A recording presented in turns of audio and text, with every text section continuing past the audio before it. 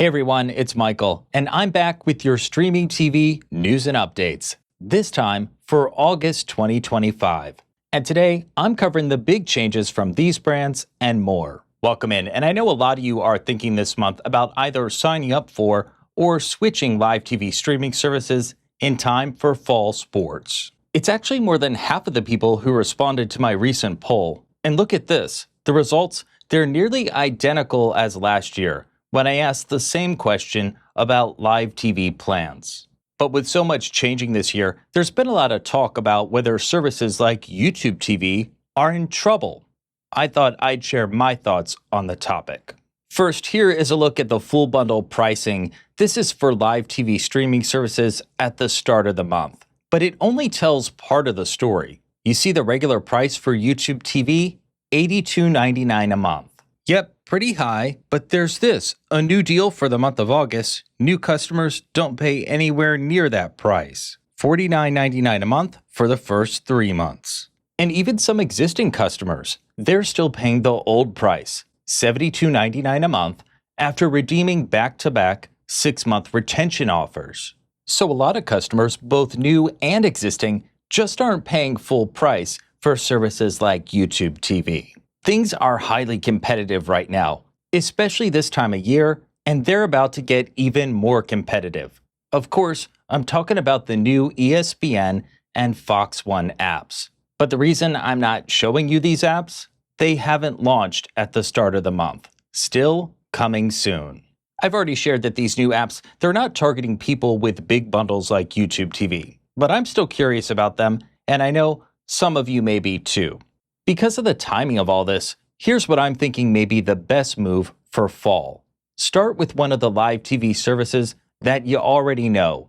Keep that for a month or two and grab a deal if you can. Then after the new apps launch, you can always switch to them mid-season if it makes sense for you. Now, I don't think either the ESPN or Fox One apps are going to lead to mass cancellations at YouTube TV. Not this fall, and especially since YouTube TV still has NFL Sunday Ticket. I do think the changes could lead to more deals, and that's something I'll be tracking this month and into next month. But what happens after football season though? This is where I think the new options are going to lead to more seasonal YouTube TV subscribers, not year-round customers. It's something I know a lot of you are already doing. My number one live TV savings tip this fall and every fall is to become a new customer. And pretty soon, we'll have even more choices. Let's keep it moving. And while we're talking about live TV, that deal to combine Fubo with Disney's Hulu Live, well, it could happen sooner than expected. A new filing says it could close at the end of 2025 or early 2026. Now to a quick streaming satisfaction check. Check it out, there's a 3-way tie at the top, Paramount Plus, Peacock, and YouTube Premium. What do you think about that? This is from the American Customer Satisfaction Index. Hulu Live and YouTube TV, they're the highest rated live TV services. And there's a big satisfaction loss for ESPN Plus, which is being folded into the new ESPN app. You may have heard about Peacock's price hike by now, but there's something else I'm watching with this service. First, those pricing details. Peacock raised the price of its Premium and Premium Plus plans by $3 a month, so now $11 and $17. Annual plans, they went up to $30. There's also this new Select tier being tested for $8 a month with NBC, Bravo, and library content only, so no sports. And this price increase comes as Peacock leans more heavily into live sports, including NBA, that starts this fall. One of my viewers was right to flag this. The question is, will Peacock start running more ads even after raising the price, $3 a month? So here's what we know. Live sports, no matter what plan you're on, will include some ads. And when Peacock launched back in 2020, it said the ad-supported plan would have no more than 5 minutes of ads per hour. That was a long time ago, so I put it to the test watching an hour of a Dateline episode. And there were a lot of ads. When I added it all up, the total ad time came out to 8.5 minutes. 1 pre-show ad, then 7 breaks, 19 different ads. No repeats though. and ads that range between 15 and 75 seconds long. And when I stopped the timer at 1 hour, another break was just starting. I know it's just a 1-hour test, but this did surprise me. The level of ads, it's more in line with Hulu and Paramount Plus, two of the most ad-heavy streaming services. So comment below, let me know your experience with Peacock's ads.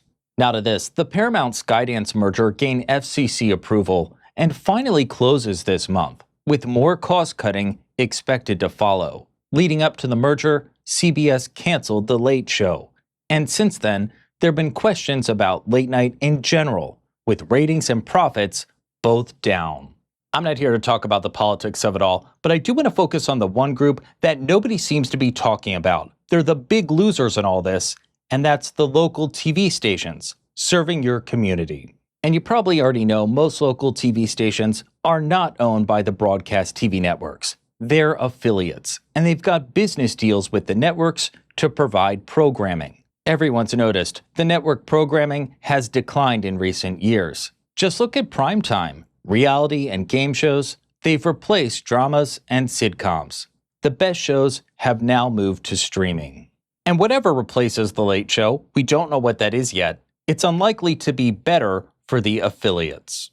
I spent a decade producing local news, so I know stations rely on strong network programming to drive viewers to their newscasts. And the bottom line, the erosion of the network lineup, it's giving people fewer reasons to tune in at all. The broadcast TV networks are cutting back everywhere, well, except for sports.